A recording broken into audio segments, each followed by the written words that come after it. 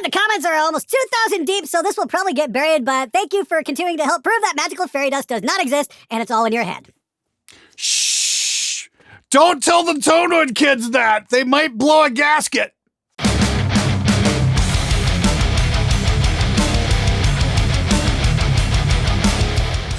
Hey everybody, how's it going? Welcome to SMG Viewers Comments. You got a question about recording, being in a band, any of that kind of stuff? Ask below. If it's cool, if I think other people can learn from it, I'll be more than happy to put it on the show. Anyway, let's get right to it. Hi Glenn, would you recommend double tracking guitars on two different amps for a more varied tonal response if you don't have two different guitars to play record with? Yeah, I would. Actually, a trick I picked up from James Murphy was, do your rhythm tracks on one amp and do your leads on a different amp. That way they'll stand out a little bit more. One of my favorite tricks I've been getting into recently has been, do two tracks on a tube amp and then do two more tracks with a solid state amp or, some kind of pedal like a Boss HM2 or something like that. It definitely gives you a different kind of grind, or a valve state, something like that. Two really nice amps, then maybe two tracks with a not so nice amp and a little bit nastier, because they'll definitely give your guitar sound a bigger dimension. And it'll give you a tone, something like this.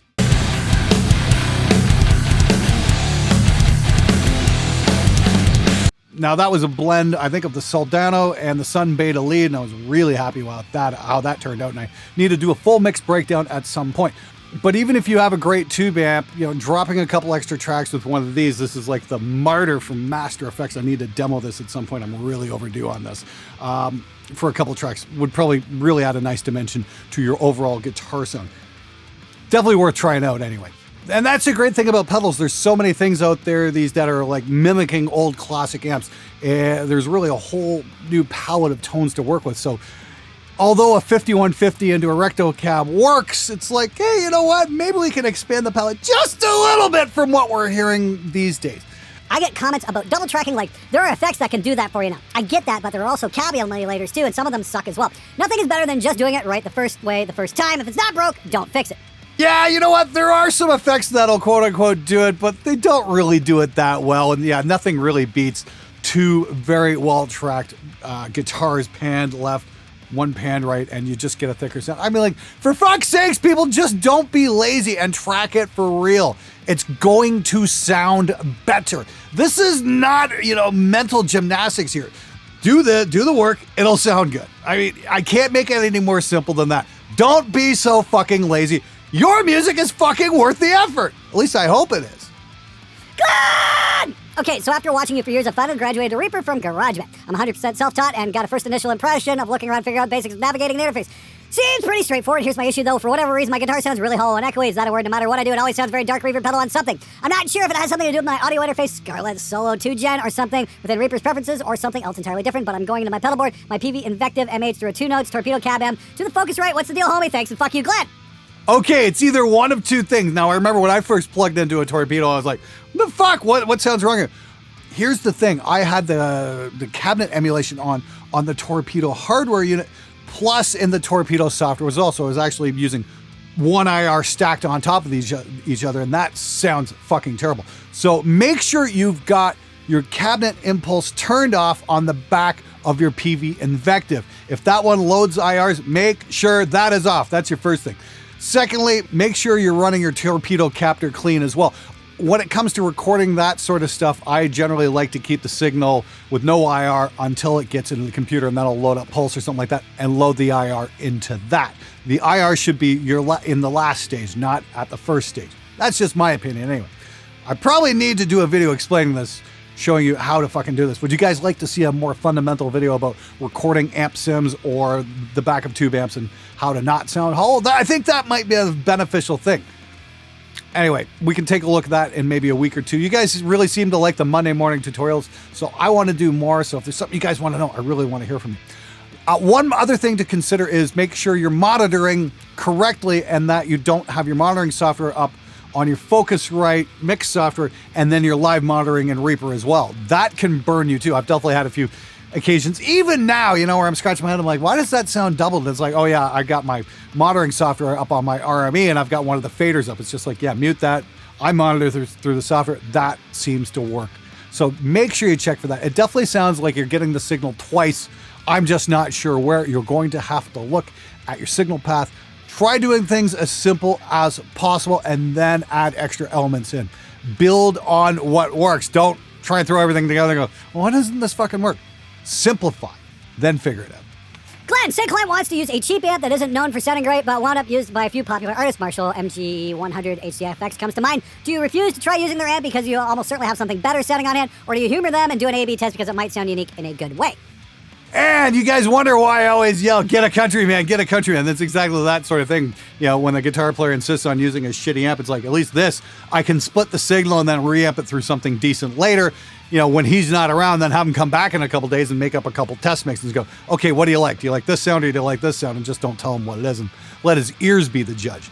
That's a thing as an engineer you're going to have to deal with a lot, is the whole premise, I bought it, therefore I have to use it on my record. That's something that comes up quite a bit. You know, people work hard for their money. They want to use what they bought. I get it. It's like they want to feel validated.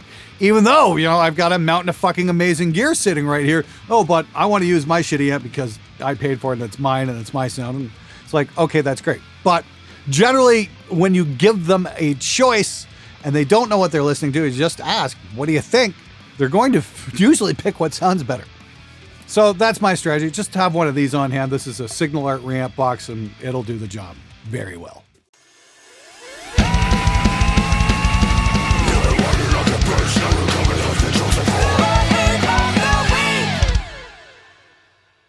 Why all the yelling and screaming? I haven't done the mistakes yet. It was too blistering to my ears. Stop listening somewhere around giving a DI. Maybe the sound guy should rethink how to communicate the message? And maybe you shouldn't be such a giant fucking pussy! Look, I wouldn't have to yell if you guys would just get it right. Why do I scream? So it sinks in so you don't make the fucking mistakes! Look, I didn't start yelling till I was 20 fucking years into this! It was only after seeing the same mistakes made over and over and over again that I started yelling and people finally started to take notice. So why do I yell? Because you're too thick to get it any other way. Glenn, I just don't know how you can do it. You must really love what you do to put up with this bullshit every day. I just couldn't. After getting a couple messages like this, I'd burn my studio and go live in a cave. Well, fortunately, those aren't all just directed at me. You know, I get those from some of my colleagues and friends and people who have studios and whatnot. And yeah, we just laugh about it. I mean, like, it is pretty hilarious. And I'm glad people are still watching Stupid Musician Takes. Unfortunately, it's not as popular as it used to be. But hey, whatever. You know what? You guys like the tutorials. I'm more than happy to make those as well. The thing is, though, yeah, I really do love what I do because it's that quest for the great mix. It's the quest for that great project. I mean, like, we deal with a lot of bullshit. We rip our hair out. We scream at musicians. We deal with a lot of fucking nonsense. But every once in a while, you get that band that comes in and everything just clicks and it's great. And that makes all the grief worth it. Question about double tracking guitars. Is it then pointless to record in stereo with two different amps? Love your channel. Keep inspiring. Oh, I don't know. There's certain things you can do. I mean, like, if you could split your signal, you could run, like, say, a Soldano and a Rev into two cabinets, and you can stack them on each other. Two on the left, two on the right. That kind of thing. It might work. Honestly, though, if I want to use two amps, as I mentioned before, I'd probably do rhythm tracks with one amp and then solo tracks with another, or do a blending. There's all kinds of options. It's not an either or. The trick is to experiment and find out what works best for your situation, because your situation is going to be unique unto you. The trick is, don't hold yourself back. Try a few different ideas and find out what works. Don't shame people for dropping out of school. Just know. What, are you fucking serious? Of course I'm going to shame people for dropping out of school. I mean, not everybody drops out of school and fails miserably. I know two of my friends who dropped out of high school and went on to open businesses and done extremely well for themselves. But those guys are like super go-getters. And that's not who I'm talking about. I'm talking about my other friend who dropped out of high school so he could work on his partying and doing nothing with his life. And that I really do frown upon, because he wound up doing nothing with his life. And it's like, chances are, if you're going to drop out of high school, unless you're like fucking ultra mega go-getter, you're not going to wind up doing very much. I mean, like, you better get used to saying, would you like fries with that? That's going to be your career option. That's fucking basically it. High school sucks. I fucking despised high school. I hated every fucking minute of it.